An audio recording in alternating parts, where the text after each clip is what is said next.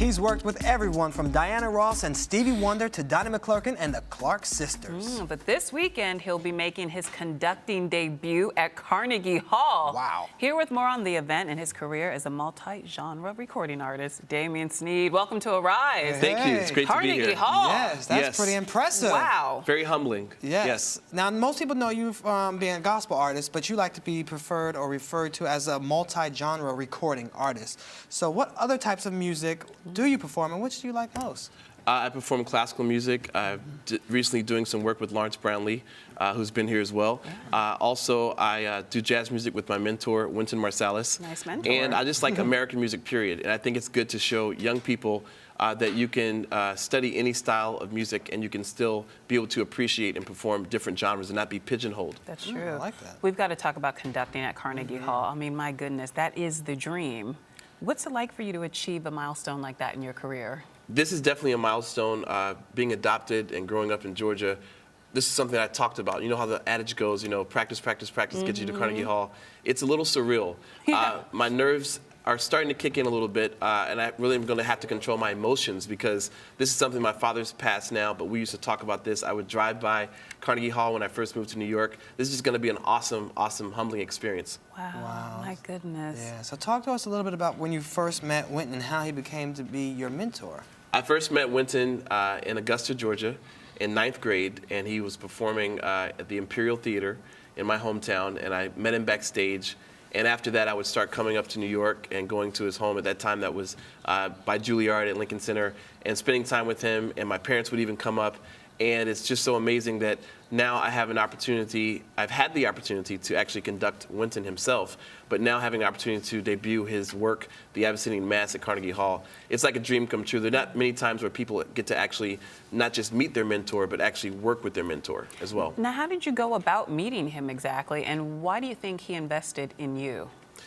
That's a good question. I was introduced to him by another mentor of mine, Wycliffe Gordon, who's from the Augusta, Georgia area, and he was performing with the Jazz Lincoln Center Orchestra. But Wynton is definitely someone who's all about education and imparting whatever wisdom he has to the next generation.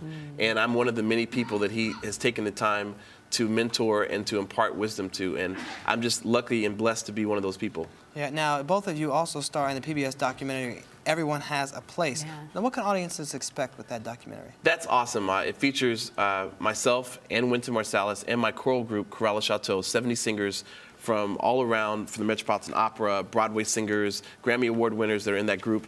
And it talks about our tour, and it actually shows us performing, rehearsing. It's really, really good, and Wynton and I talk about like what the nuts and bolts of the compositional structure.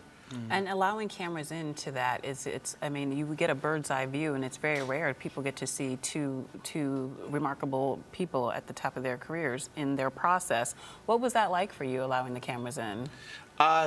I wanted it to be as natural as possible. You know, a lot of times in television now, things are going towards reality Scripted television. reality. And I think it's good, though, for people to be able to, they'll have a greater appreciation of the finished product, being able to see what goes into making it happen. Yeah. That's true. All right, so let's talk a little bit more about gospel. Now, your last album was on back wall here, Broken to Minister. Yes. This sounds like a testimony. Is that your personal testimony you're talking about on the album cover? It is, and actually the new project is out now, Broken to Minister, and it just came out, and that is my testimony about being broken. You know, many times people in life, we are very successful. People give us accolades, and they think that on the outside they don't know our story. They think everything is great, but sometimes being transparent, talking about myself, you know, sometimes there's still things that we deal with. There are things that we're hurting over. There are things going on with our family, our friends, or just life situations. And I just wanted to let people know that I'm a vessel that God has broken, because God told me that I've broken you so that you can minister to someone else about the adoption. Like right now, my mother, she's 81 years old. She has advanced dementia. So, you know, struggling with that, just the normal struggles of life. But even so, I just have to still be focused and keep moving. So I want other people to know that you can do that as well. Okay, let's talk about your beginning in the world of music. How did you come to music, and when did you know that you wanted a life in music?